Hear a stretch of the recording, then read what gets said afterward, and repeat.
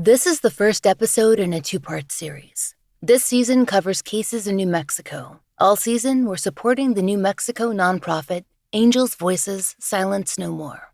Please be sure to listen through the end of the episode for information. This series discusses violence, homicide, crime scenes, autopsy, drug use, and suicide. If you or a loved one is struggling with suicidal thoughts, please call the National Suicide Prevention Lifeline at 800-273-8255 or call 911 if there's an immediate emergency or crisis.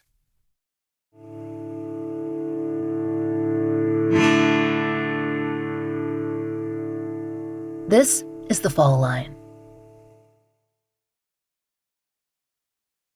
This season, we're covering cases in New Mexico.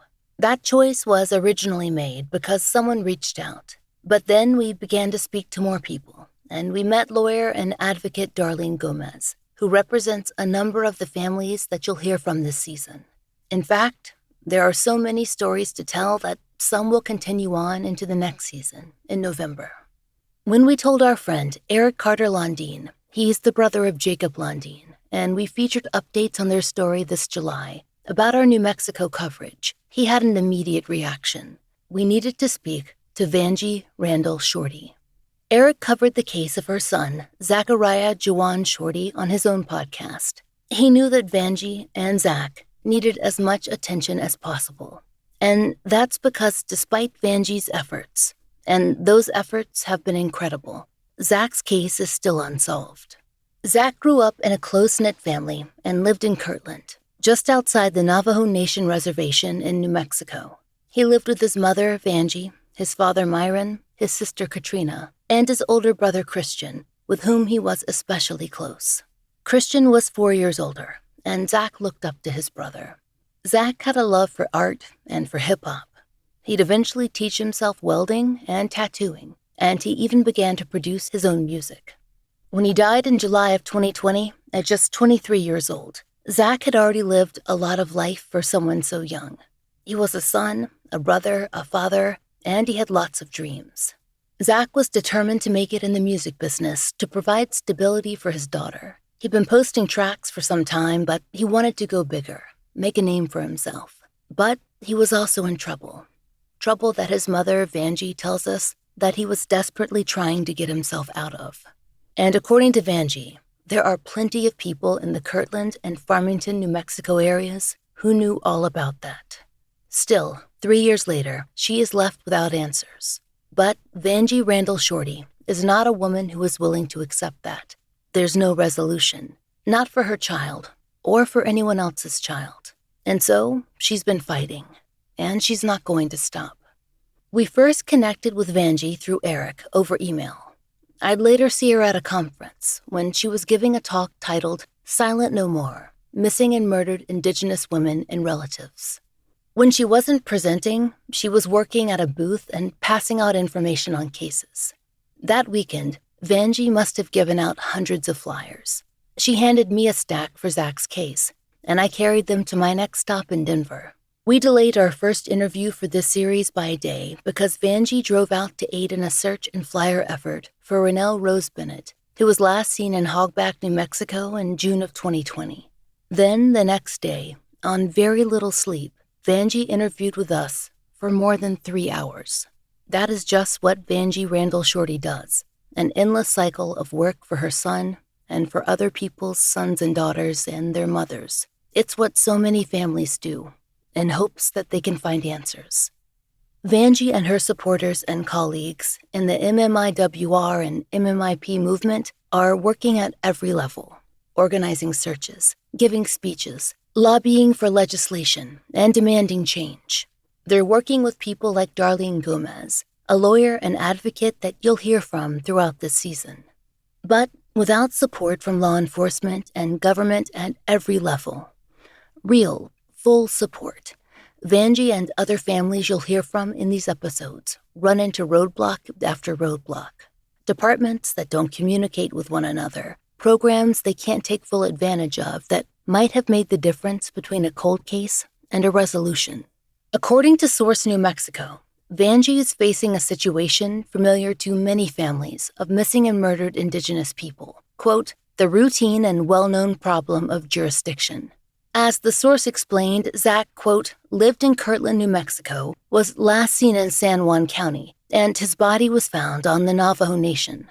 Regarding Vangie's situation, the reporter wrote, quote, she entered the maze of law enforcement, contacting local police, the county sheriff, and tribal police before being told the FBI took on the case. More than 2 years later, no arrests have been made. Zachariah Juwaun Shorty was last seen alive on Tuesday, July 21st, 2020. He was staying with friends, or people he thought were friends, at the Journey Inn on Airport Drive in Farmington, New Mexico. Zach was there to party, to record some music, and maybe to escape. He had been under a lot of stress. Zach truly longed to get back together with the mother of his daughter. He was facing legal trouble. And if what he told Vangie is true, he was trying to fix some of his problems by informing on local drug activity. It's something that she believes could have led to his death. We told you that Zach disappeared on July 21st. His body was found 4 days later, on Saturday, July 25th. Vangie says it was another 3 days before her family was officially informed. Vangie also says that she heard rumors from the community that Zach had been found, murdered, days before that official information came in. That's how it's been for Vangie as she seeks justice for Zach. Rumors, tips, phone calls, information flowing in that isn't necessarily coming from official sources. She passes everything she can on, and more than that, she has investigated everything that she can herself. But she's still waiting to hear that the person or persons who killed her son are finally going to be held responsible.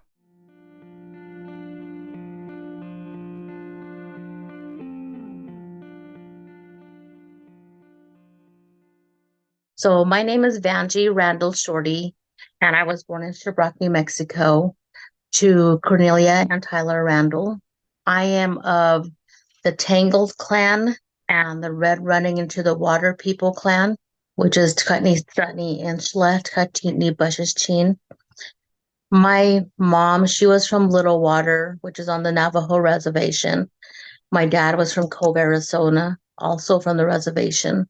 Growing up, my dad was a miner. So my siblings and I, a majority of the time, grew up in Colorado, in the little mining towns. And whenever my dad got laid off, then we would come back to the reservation, to grandma's house, stay there for a couple months until work picked up again. And then our bags were packed and we were out of here again. So I grew up in small communities like Deer Van, Nucla, up until my dad passed away when I was 15, and he had died of cancer. So after dad passed away, we moved back to the reservation. We did have a house there, and I graduated from Sherbrook High School. After that, my mom had moved out and moved to Kirtland, which is off the reservation, border town, and we all settled here in the Kirtland community. Pretty much have been here since 1993. So I've got 3 children altogether, Christian, Katrina, and Zach. And my 2 older ones were from a previous relationship. And, Zach's dad helped me raise my 2 older children. And we bought a home, and I became a preschool teacher and worked in childcare for about 25 years. I got into that because of my children. I was able to be with them and still work and provide food on the table. And I really didn't need to because Zach's dad was a truck driver. And so, he had good income, but I just felt like I needed to do more and do my part. And there were times that we hardly seen him, maybe for a few minutes in the morning to drop off breakfast and dinner and such. And then he became ill. He became a dialysis patient. His kidneys went out. So he started staying home with the children. I worked 2 jobs and just stuck by his side. Zach and Christian played sports. They were in football. My daughter wasn't so much into sports, just at home. She was, they were very close growing up and did everything together. And they had a good childhood. We took them places and very involved with our kids. Zach, growing up, he played Yaffle for a little bit. He was in the chess club in school. He was a really good kid. He was respectful. He had a good sense of humor, always smiling, laughing. He had a lot of friends. He didn't like the outdoors so much. He was afraid of water, like the swimming pools. He had good grades, did his best. He was a loving person. He was fun. He was goofy.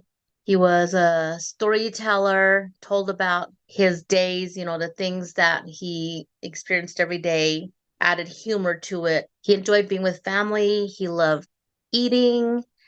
He loved cookouts. He didn't hold grudges. He was a loyal friend. He wasn't afraid to tell you that he loves you and that he cares about you. He wasn't afraid to show it. He enjoyed music, sports. The Raiders and the Panthers were his favorite teams. He enjoyed playing video games such as Madden and Call of Duty. He enjoyed playing with his nephews and nieces. They would throw the ball to each other. He had a close relationship to his grandparents, both my mom and his paternal side. He loved his family.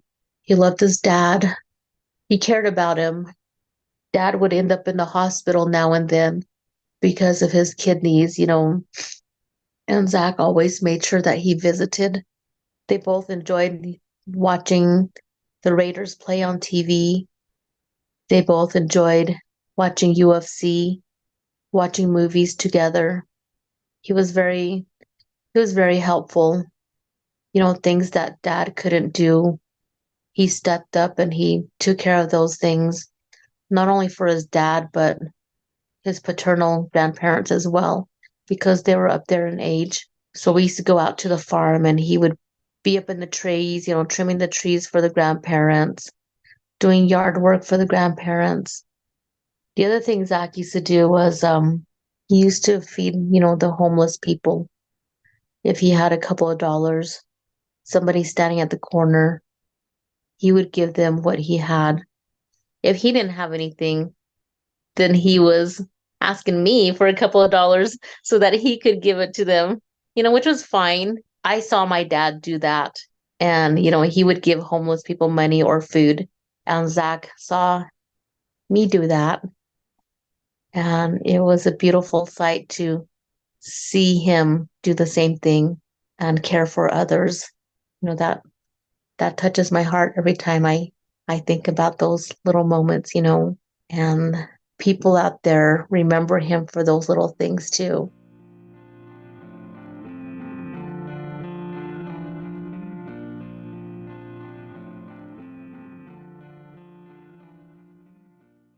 With so many options, why choose Arizona State University? For me, the only online option was ASU because of the quality. Their faculty was really involved with their students and care about your personal journey. The dedication to my personal development from my professors, that's been extremely valuable to me. Earn your degree from the nation's most innovative university. Online. That's a degree better. Explore more than 350 plus undergraduate, graduate, and certificate programs at asuonline.asu.edu.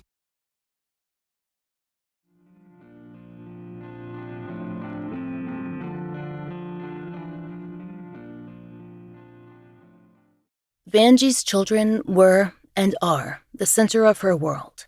Their well-being is her sole focus. She structured her life around supporting them, even when times were tough. She says that when her older son Christian was in high school and Zach was a preteen, they both ran into issues with local law enforcement.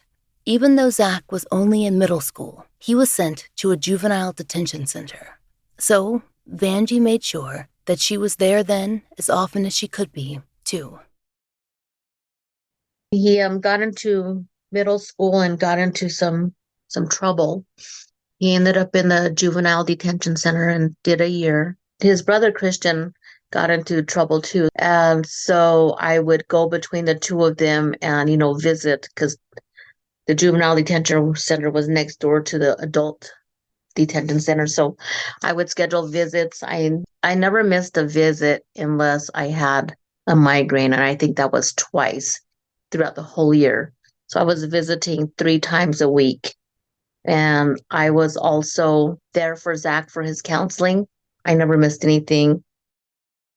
After Zach was released, Vangie said he returned to high school, where he met and fell in love with a girl who would later become the mother of his daughter. Things weren't perfect. Vangie remembers Zach had begun drinking a lot, but he was focused on graduating, and his brother Christian promised that he would be there to support him. That was something that was incredibly important to Zach. He was set to graduate in the spring of 2016, but Christian was killed in a car accident in December of 2015. And so, as close as they were, his brother had promised that he was gonna be there for graduation. And that was something that they were looking forward to.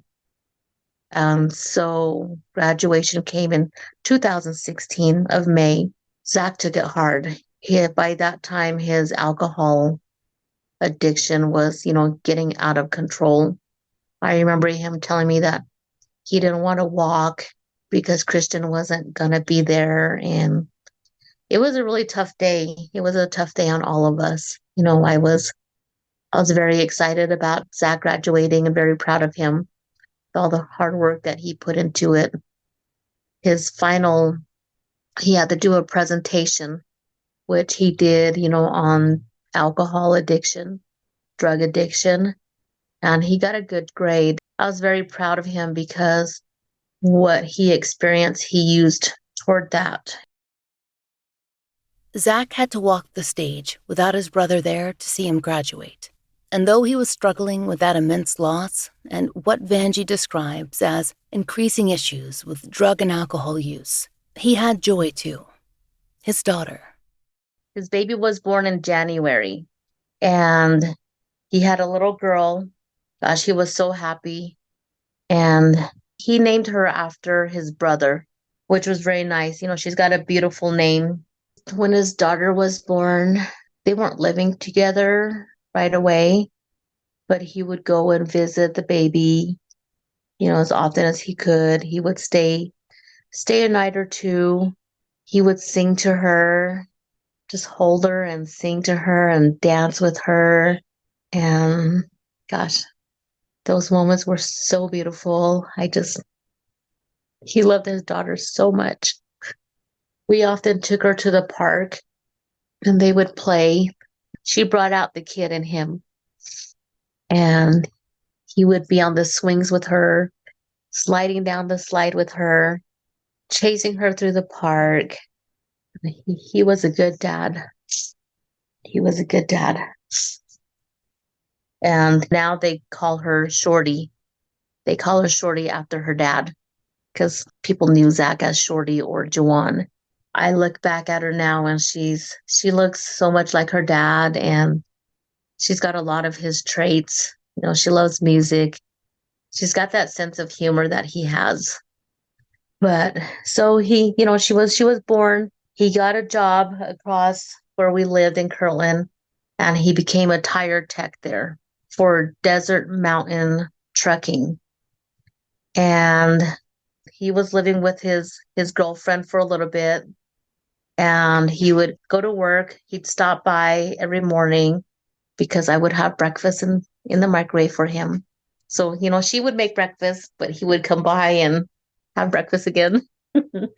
And he would go to work. So for lunchtime, he would stop at the house. The doors were always open for him.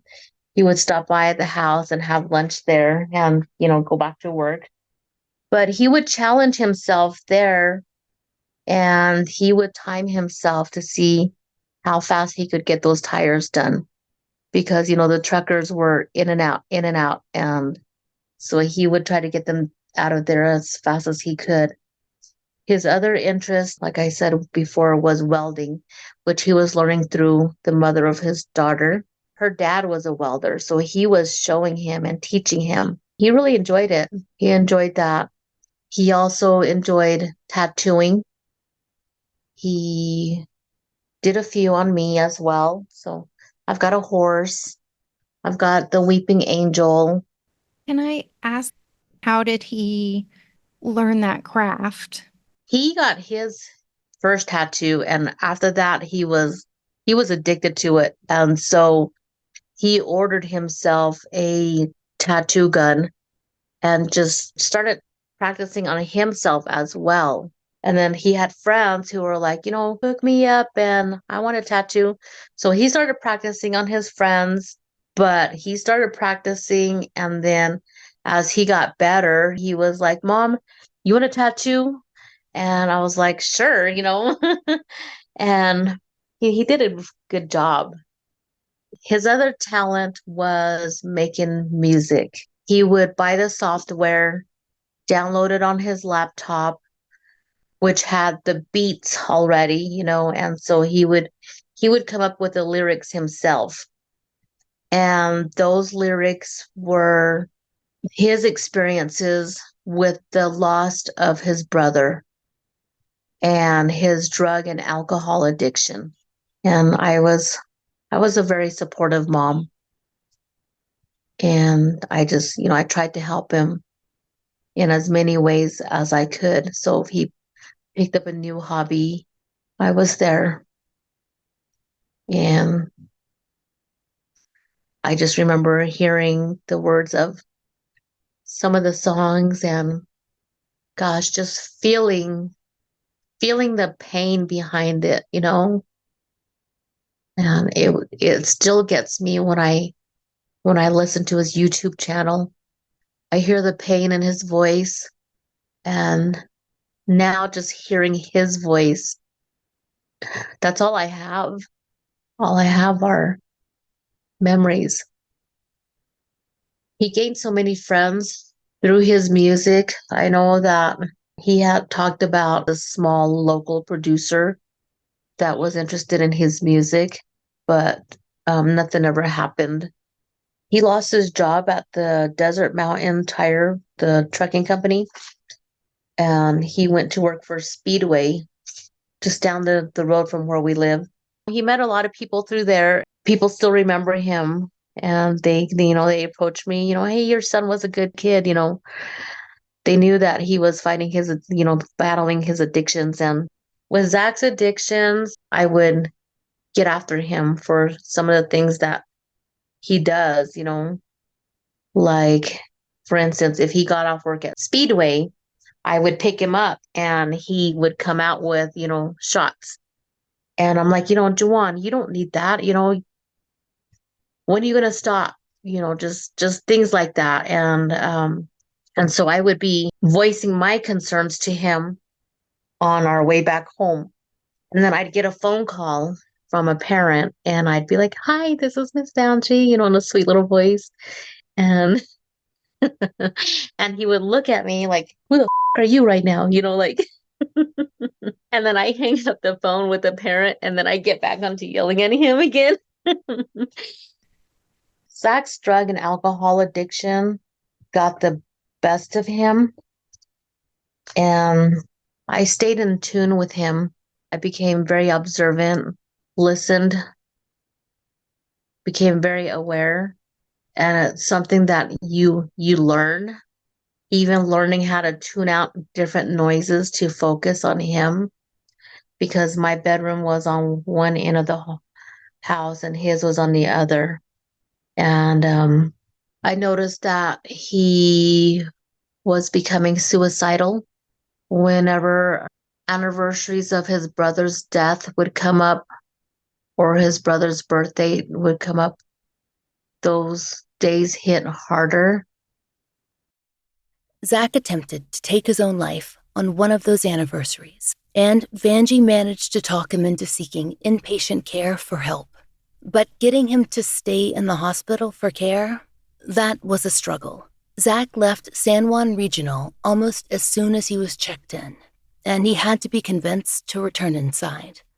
They took him straight to the back, put him in the room where they locked him in. He was under observation. Within the hour, they flew him out to Albuquerque, where he was being diagnosed, and he was allowed to have his phone an hour. So he would call his daughter and her mom, and he would call me. He would say, "I saw a blue car just like yours, Mom. I can't wait to come home. I'm sorry. I miss you. I want to do better. Mom, please get me out of here." Things like that. And of course, McDonald's was just within view, and he's like, "I want some McDonald's," And I just, tell him, "You know what, baby, you can do better. Your daughter needs you.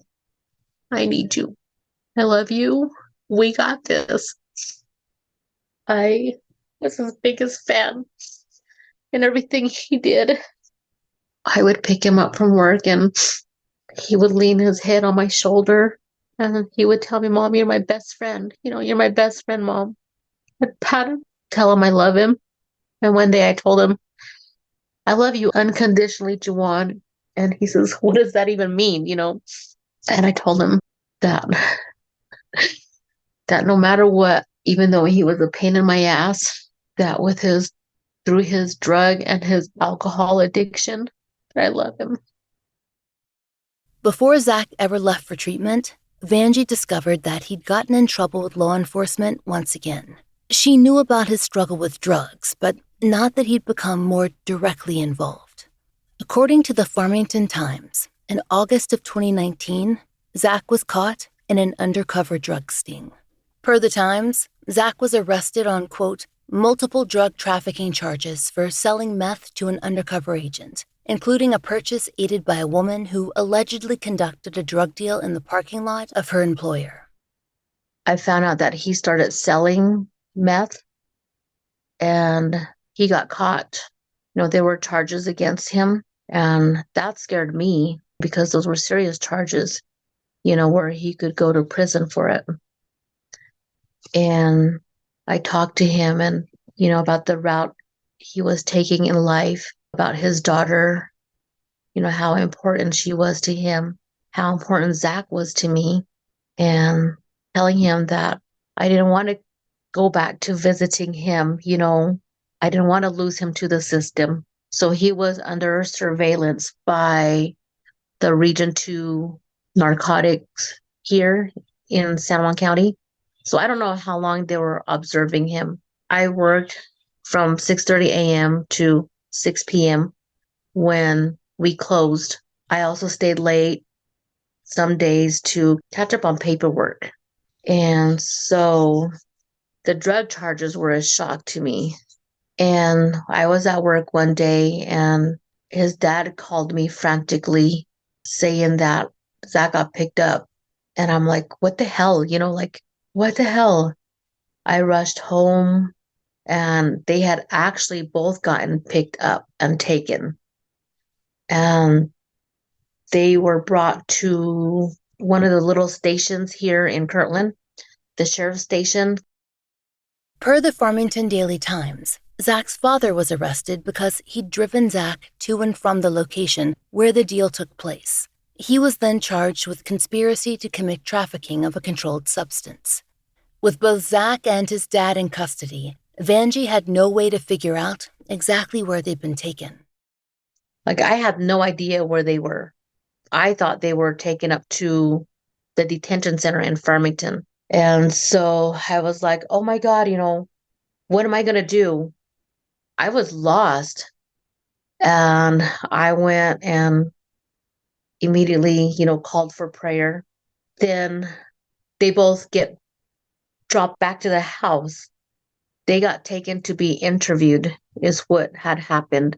And so with Zach, how he had described it was that he was taken to the sheriff's department by a sheriff. When they took him to the room, there was at least 4 or 5 men there. And he described it as being you only see these in the movies, he said. They were there, and they all had like a ski mask on so they couldn't be identified. and they were asking him questions about what they saw, asking him questions about other drug dealers in the area. And he said, he was so freaked out. They take him back home and they drop him back off. Dad experienced the same thing, dropped him back off as well. I was scared, I was like, the hell did you guys get yourself into? And, he stayed home for weeks. Like I said, it scared the shit out of him. I'm assuming that he thought maybe things calmed down and that was the end of it. And so I don't know if they went out to sell again. I'm not sure what happened, but next thing you know, I believe Dad was at dialysis. Zach had a female friend at the house. He had friends coming all the time, day and night. Daytime, I had no control over because I was at work, but Dad would call me and tell me, there's a blue truck here or there's a gray car here. And so I would call Zach and tell him who's there, they can't stay, they need to go. And so they would leave. But that's the only control I had while I was at work. And nighttime, after I go to bed, people would be pulling into the driveway. Zach would go out there. I don't know what they would do. I'd wake up and I'd tell them they had to leave. So I was doing that all hours of the night and, getting onto him, getting onto his friends, hey, I work. You guys can't be doing this. Those are some of the things that I had experienced with him. But there was a day where I was at work. His dad was in dialysis. Zach was home. He had a female friend there. And the Region 2 narcotics showed up again. And they were pounding on the door. And he called me. He says, Mom, they're here. I'm like, who's there? He says, Region 2 narcotics. He says, what do I do? I said, open the door. What do they want? He says, I don't know. And he opened the door. They ended up arresting him, handcuffing him immediately. And this time they didn't have their mask on, but they took him, they arrested him. After that, the charges were made. According to the Farmington Daily Times, Zach was eventually convicted and given probation for that charge. His father was also given probation. Zach stayed home. He had to check in. He stayed home after that. Of course, he was still using, he was still drinking, and he didn't go out. He didn't go out with friends. Then all of a sudden, he says, I'm going to go make music with some friends. I picked him up the early morning hours of July 21st, and he was with that female friend, and her initials are KB. So he was with KB. And when I picked him up, and he was expecting to come home with her. And I said, no. I said no because, for one, they're both under the influence of drugs and alcohol. And when they're under the influence, they'll be fine for a while, then they start arguing. And I didn't want that happening. And it's happened before, with his dad being in dialysis. He can't, there's only so much that he could handle. So as we were going home, he asked, can I take KB home with us? I said, no.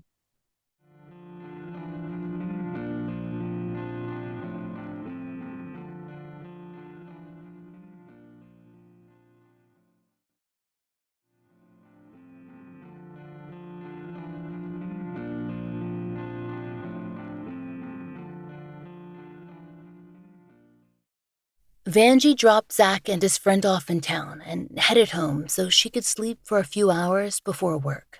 That morning, which was Tuesday, July 21st, Zach's dad had a dialysis appointment. When Vangie got up, he was already gone for his treatment. Vangie was rushing to get ready for work when Zach called.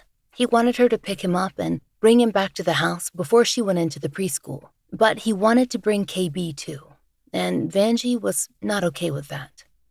I said, no. And he says, why? I said, well, your dad's not home. He's in dialysis.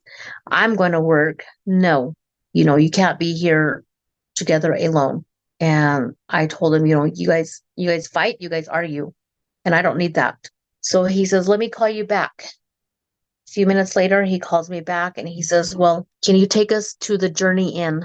I'm going to continue working on my music. And I said, okay. And I said, I'm going to leave here in a few minutes. I'll come pick you guys up. Be ready. And I did. I picked him up July 21st, 2020. And I took him to the Journey Inn in Farmington.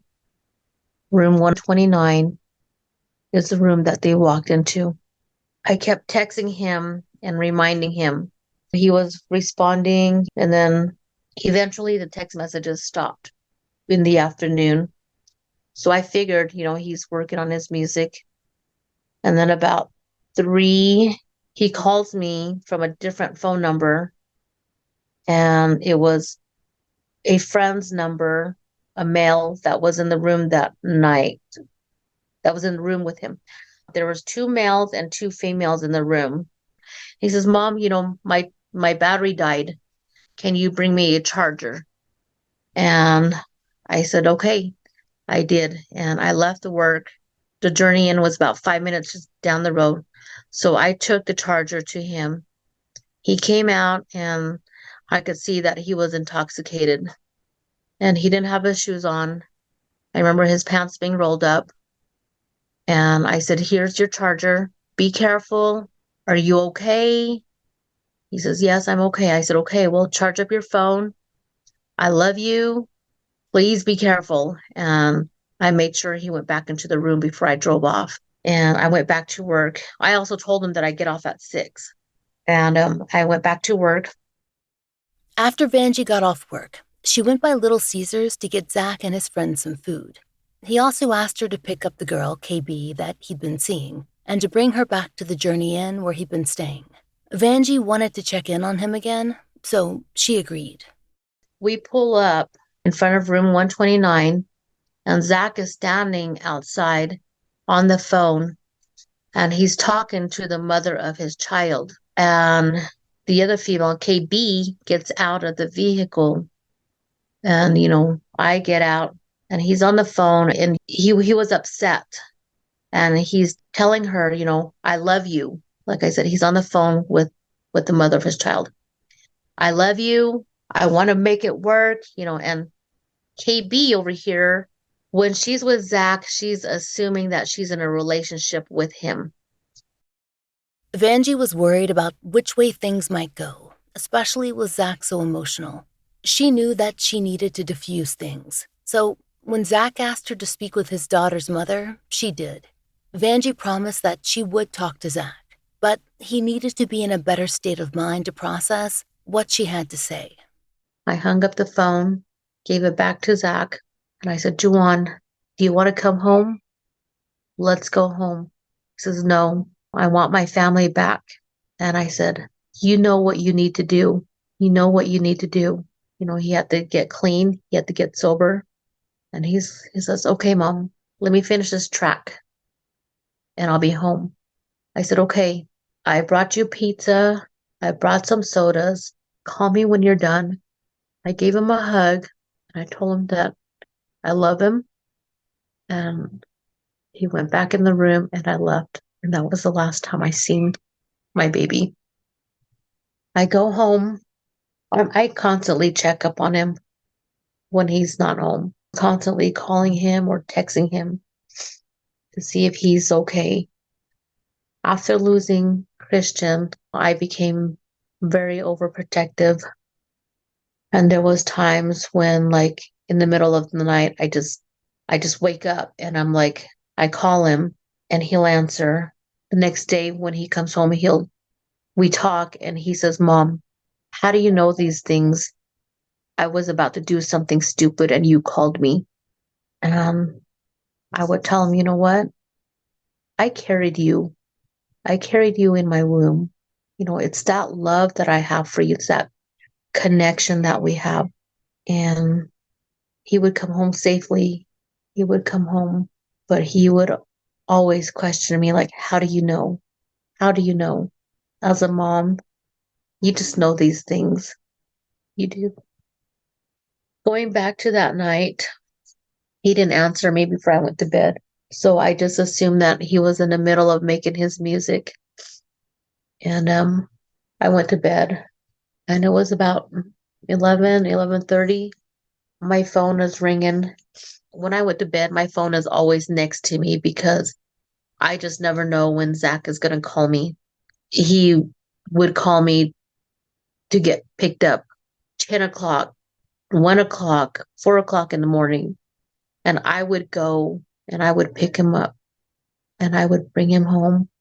And I was that mom, you know?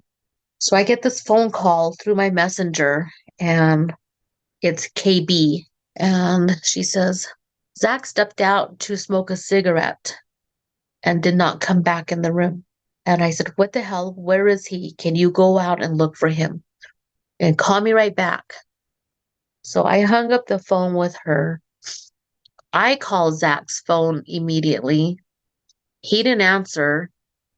She answered his phone. And so I asked her, is he back? Did you find him? And she says, no. That was a red flag that he didn't have his phone on him. It just didn't make sense to Vangie. Zach always had his phone. Even if he'd planned to just step outside for a cigarette, he would have taken it with him. And though he was worried about probation and the police, she did not think that he had any plans of running away from his troubles. All Zach had taken with him to the journey in that day was a book bag. He had his computer, his folders, and his phone. He had no money, but even if he had, he wouldn't have left his daughter behind, or his family, and he was in no state to do so. When Vangie had seen him earlier in the evening, he hadn't even been wearing shoes. Zach did not have a car, and he knew he could call his mom if he needed a ride, even if he was intoxicated. And Vangie says that he would have called. He always did. He would have if he could have. And that is what frightened her the most. Vangie was certain that if Zach disappeared from the journey in, it would have been against his will. And based on what she knew about his arrests and his ties to the drug world, Vangie was terrified about who might be involved. The FBI is offering a reward of up to $10,000 for information leading to the identification, arrest, and conviction of the individuals responsible for the death of Zachariah Juwaun Shorty. If you have information in Zach's case, call the FBI at 505-889-1300 or submit information online at tips.fbi.gov. Next time on The Fall Line, Zach's story continues with his family's search, the discovery of his murder, and the jurisdictional roadblocks they faced as they seek justice for him and so many others. If you know of a case that should be covered on The Fall Line, there's a link to our case submission form in the show notes. Thank you for listening. This season, we're supporting Angels Voices Silence No More, a New Mexico-based nonprofit funded by our friend Eric Carter Londine, the brother of Jacob Londine. According to their mission statement, Angels Voices' goal is to, quote, empower families by providing them with the necessary resources and referrals to advocate for their missing or murdered loved ones. We believe in taking a comprehensive approach to support, encompassing a wide range of services, including billboards, DNA testing, private investigations, funeral expenses, therapy, and much more. Our goal is to ensure that no family faces these challenges alone. Listeners, you can join us in donating to their mission. And if you can't donate right now, that is okay. Sharing their charitable initiatives would be a huge help. You can find all the relevant links in our show notes. The Fall Line is an independent podcast, and we appreciate listener support. It allows us to do research, obtain FOIA, pay our content advisors, and support and donate to the causes we care about. If you try out the products we advertise, please use our sponsor codes. It really helps. And please take a moment to rate and review our show in your podcast app of choice. My book, Lay Them to Rest, which covers years of my life working on a Jane Doe case and the world of forensic scientists who resolve unidentified persons cases, is out everywhere. It's a hardcover, ebook, and audiobook, read by me. You can order it anywhere you get books. Find out more through the link in our show notes. If you'd like to support the show and the stories we cover, join us on Patreon or Apple Premium. 100% of our Patreon and Apple Premium earnings are supporting our Family Therapy Fund and actively paying for therapy for families who've appeared on the show. On Patreon, you can get early release ad-free versions of our regular episodes for $5 a month.